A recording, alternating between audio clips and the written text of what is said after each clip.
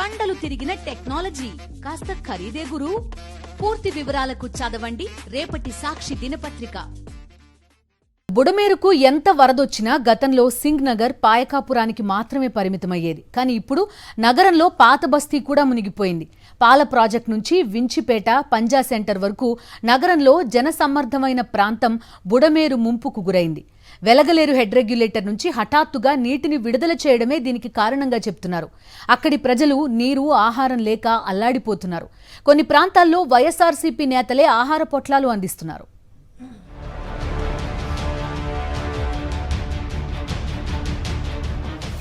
Bezawada మునకేసింది. Velagaleru head రెగ్యులేటర్కు దిగువకు భారీగా వరద నీటిని విడుదల చేయడంతో బుడమేరుకు ఇరువైపులా ఉన్న ప్రాంతాలు ముంపునకు గురయ్యాయి. ముందు పాల ఫ్యాక్టరీ నుంచి సింగ్ నగర్ వరకు ఉన్న ప్రాంతాలు మునిగిపోయాయి. నిన్నటి నుంచి పాత బస్తీలోని వించిపేట, పంజా సెంటర్ కూడా మోకాళ్ల లోతు నీటిలో నానుతున్నాయి.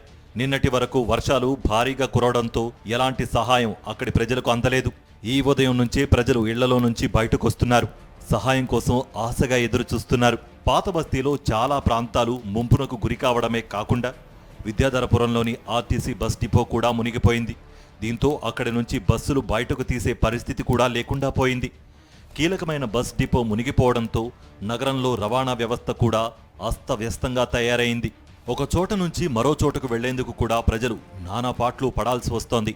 బుడమేరుకు ఎంత వరద వచ్చినా నగరంలోని పాత బస్తీ వరకు ఏనాడు వరద నీరు రాలేదు. తొలిసారి ఇక్కడ వరద ప్రవాహం చూస్తున్నామని అక్కడి ప్రజలు చెప్తున్నారు. ఇళ్లలోకి నీరు వచ్చినా తమకు ప్రభుత్వం నుంచి ఎలాంటి సహాయం అందలేదని అక్కడి ప్రజలు చెబుతున్నారు. ఈ ప్రాంతంలో వరద వచ్చిందనే విషయమే ప్రభుత్వానికి తెలిసినట్లు లేదని వారంటున్నారు. కరెంట్ లేదు, ఏమీ లేదు. చీకట్లో మొగ్గిపోయాం. అంటే గతంలో ఎప్పుడైనా వరద వచ్చిందా ఇక్కడ? సార్ ఎప్పుడు లేదు, ఇదే ఫస్ట్ టైం నేను చూడడం. నాకు 50 సంవత్సరాలు ఇప్పటికి ఎప్పుడు చూడాల. మాకు తెలిసి అసలు రాలేదండి. మాకు పుట్టి పెరిగిన తర్వాత ఇంత వరద లేదు.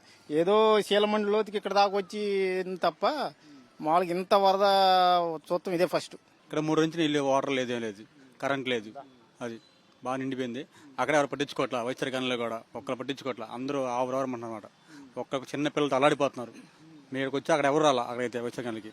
ఇదిలా ఉంటే ప్రభుత్వం వరద బాధితుల్ని పట్టించుకోకపోవడంతో పాతబస్తీ ప్రాంతంలోని ఏకలవ్య నగర్లో వైఎస్ఆర్సీపీ నేతలే రంగంలోకి దిగి ప్రజలకు మంచినీటిని, ఆహార ప్యాకెట్లను అందిస్తున్నారు. పార్టీ నేత పోతిన మహేష్ ఆధ్వర్యంలో వరద బాధితులకు సహాయాన్ని అందిస్తున్నారు. ముఖ్యమంత్రి కేవలం ప్రచారం చేసుకోవడానికే పరిమితమవుతున్నారని పోతిన మహేష్ విమర్శించారు. ఆయన ఇక్కడ ప్రచారానికి పరిమితం అయ్యారు, కానీ ప్రజలకు ఎక్కడా కూడా సేవ చేస్తున్నటువంటి పరిస్థితి అయితే లేదు. మరి జగన్మోహన్ రెడ్డి గారు ఆ రోజు వాలంటీర్స్ని కానీ, సచివాలయ వ్యవస్థను కానీ, అదేవిధంగా కార్పొరేషన్ సిబ్బందిని కానీ, మరో పక్క నుంచి వైద్య శాఖలో ఉండేటువంటి వాళ్ళు శానిటేషన్ అవన్నీ చాలా అద్భుతంగా పనిచేశారు. ఈరోజు ఎక్కడ అనుభవం ఉన్నటువంటి చంద్రబాబు నాయుడు గారు ప్రజలందరూ కూడా రోడ్డు మీద గగ్గోలు పెడుతున్నారు. అమ్మవారి ప్రసాదం ఈ 2 రోజుల నుంచి విజయవాడ నగర ప్రజలకు అందింది, కానీ ప్రభుత్వం ఎక్కడ ఉండిచ్చిందో మాకైతే తెలియదు. ఏ ఎమ్మెల్యే, ఏ ఎంపీ ఇచ్చారు కూడా మాకైతే తెలియదు. అమ్మవారి ప్రసాదమే భక్తులకు అందింది. సుమారు 1,00,000 ప్యాకెట్లు దుర్గగుడి దేవస్థానం వారు పంపిణీ చేశారు. వించిపేట, పంజా సెంటర్ ప్రాంతాలు కనకదుర్గ కొండకు దిగువన ఉండడంతో కొంచెం ఎత్తు ఏరియాలోనే ఉంటాయి. అలాంటి ప్రాంతాలకు కూడా వరద నీరు రావడం పట్ల ఆశ్చర్యం వ్యక్తం చేస్తున్నారు.